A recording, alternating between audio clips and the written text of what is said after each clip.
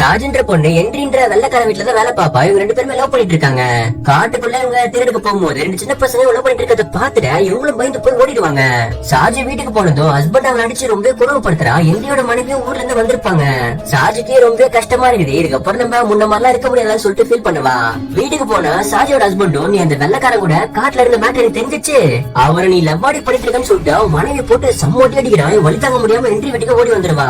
இதுக்கு மேல ஊர்ல இருந்தா இவ ஹஸ்பண்ட் நம்மள ஏதாச்சும் பண்றவான்னு சொல்லிட்டு இப்ப வேலைக்காரன நீலன் கிட்ட சொல்லி அவளை வெளியூர்ல விட்டுற சொல்லுவான். அவனும் போன மாதிரி போயிட்டு இப்ப திரும்ப என்ட்ரி வீட்டுக்கே வந்துட்டு நான் அவளை ரொம்ப லவ் பண்றேன், உங்களை விட்டு நான் எங்க போக மாட்டேன்னு சொல்ல என்ட்ரியோ நான் இன்னும் உன்னை லவ்வே பண்ணடின்னு சொல்லிட இவரால தாங்கிக்க முடியாம பக்கத்துல இருக்க கன் எடுத்து தனத்தானே ஷூட் பண்ணி இறந்தே போயிடுறா. இத பார்த்த என்ட்ரியோ நீலனும் பயந்தே போயிடுறாங்க. இப்ப ரெண்டு பேருமே பிளான் பண்ணி அவளை கல்ல கட்டி தண்ணியில இறக்கிறாங்க. சார்ஜோட ஹஸ்பண்டா வந்து அவன் காணுன்னு சொல்லிட்டு இப்ப வெள்ளக்கார வீட்டுல வந்து கேட்டுறாங்க. இப்ப ஊர் மக்கள் எல்லாம் சேர்ந்து அவளை தீவிரமா தேடிட்டு இருக்கேன்.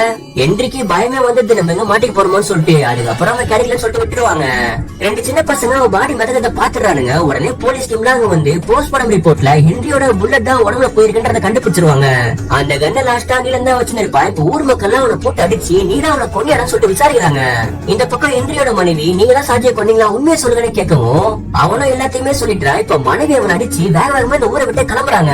இந்த பக்கம் நீலன் நடந்த உண்மையெல்லாம் சாட்சியோட அண்ணன் கிட்டயும் ஹஸ்பண்ட் கிட்டயும் சொல்லிடுறான். இப்போ நீலன் கையில அவனுக்கு கண்ணை கொடுத்து நீ மட்டும் அந்த வெள்ளக்காரனை கொல்ல ஒன்ன கொண்டுன்னு சொல்லிட்டு மிரட்டி அனுப்புவானுங்க.